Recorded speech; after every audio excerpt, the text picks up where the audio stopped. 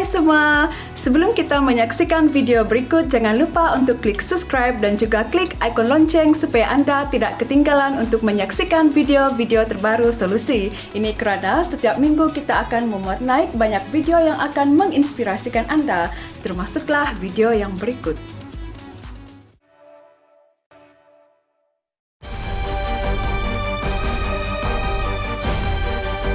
Dengan menjadi seorang pilot, saya bisa memiliki banyak harta, banyak uang. Saya bisa mendapatkan apa yang saya mau. Itulah yang akan memuaskan saya dan saya akan hidup sangat-sangat bahagia karena saya memiliki semuanya. Dan pilotlah salah satu jalan.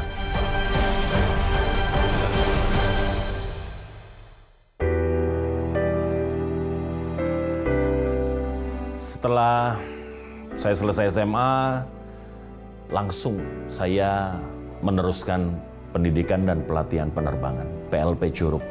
Saya lulus tahun 1990 dan kemudian saya bergabung dengan maskapai penerbangan. Setelah saya menjadi pilot, sungguh-sungguh apa yang saya pikirkan, apa yang saya perkirakan, itu semua terjadi. Uang begitu banyak. Di masa muda saya berlimpah dengan uang. Berjalan waktu, saya mengejar kepuasan dari situ.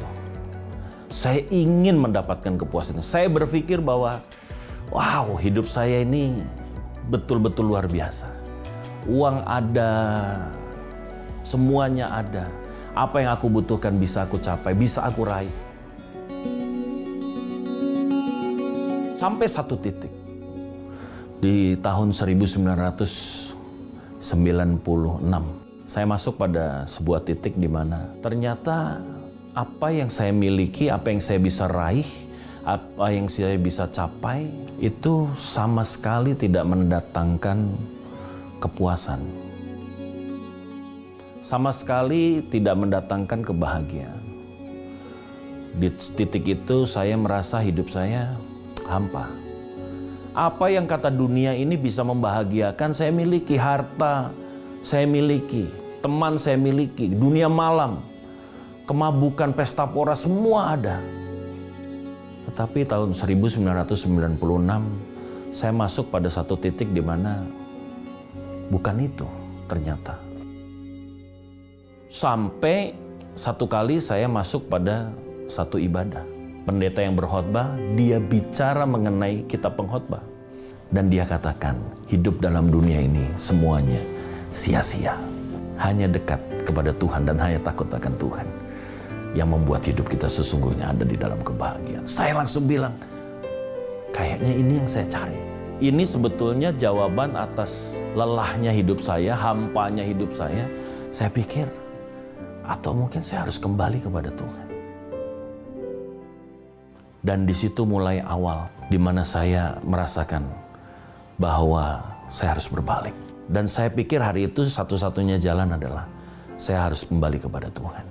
Jadi akhirnya saya putuskan untuk saya mulai menghentikan semua kegiatan yang pernah saya lakukan. Saya nggak mau ketemu sama teman-teman saya dulu. Saya menjaga diri saya. Saya sudah mulai masuk dalam pelayanan-pelayanan, terutama pelayanan-pelayanan kemanusiaan.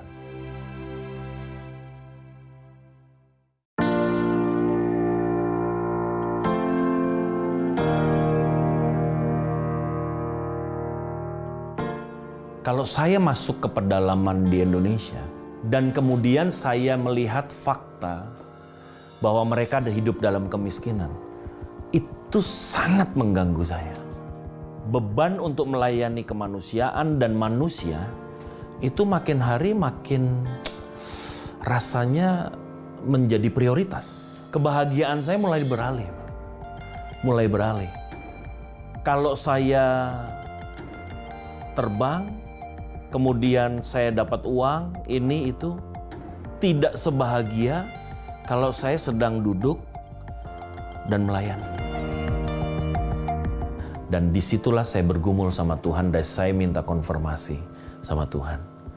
Tuhan, saya ini harus terus di profesi saya sebagai seorang penerbang, atau saya memang meninggalkan itu. Waktu saya diskusi dengan istri saya, sama sekali nggak ada keberatan. Dan dia cuma bilang, kalau memang itu panggilan Tuhan, jalanin. Setelah itu semua saya dapatkan, hari Senin saya masukkan resignation letter ke perusahaan. Dan kemudian start dari saat itu, saya fokus melayani Tuhan sampai hari ini.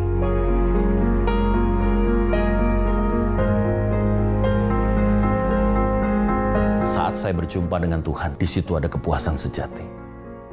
Melihat orang hidup dari kekurangan, kemudian kami bisa lakukan sesuatu untuk mereka berkecukupan.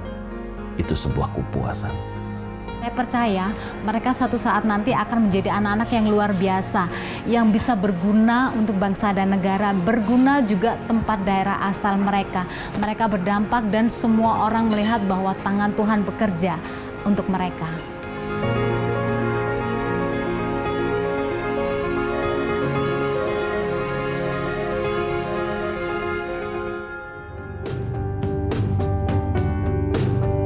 Iya, aku bangga banget sih, kayak papa mama tuh walaupun dia kayaknya ngurusin anak orang daripada aku, tapi sebenarnya enggak, dia mencintai kita. Aku anak kandung sama mereka, anak-anak panti asuhan itu nggak beda, sama kayak mereka ngurusin aku, kayak sama kayak kasih sayang mereka, didikan mereka. Jadi aku percaya banget pasti mereka nanti kalau udah besar tuh mereka bakalan sama kayak aku. Maka Tuhan tidak salah waktu Dia berkata, kalau engkau ingin membuat sesuatu untuk aku, perbuatlah segala sesuatu itu untuk mereka yang paling hina. Mereka yang tidak bisa membalas dan membayar apa yang kita berikan kepada mereka. Perbuatlah itu semua, maka engkau sedang berbuat sesuatu untuk Tuhan. Itulah kepuasan sejati.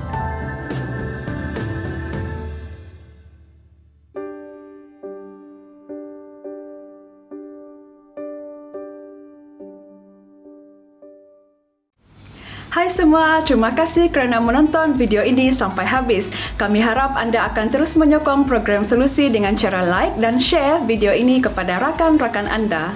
Dan juga jangan lupa untuk melayari communitydigital.com. Sekiranya saudara dan saudari mempunyai apa-apa persoalan, anda boleh chat kami di communitydigital.com.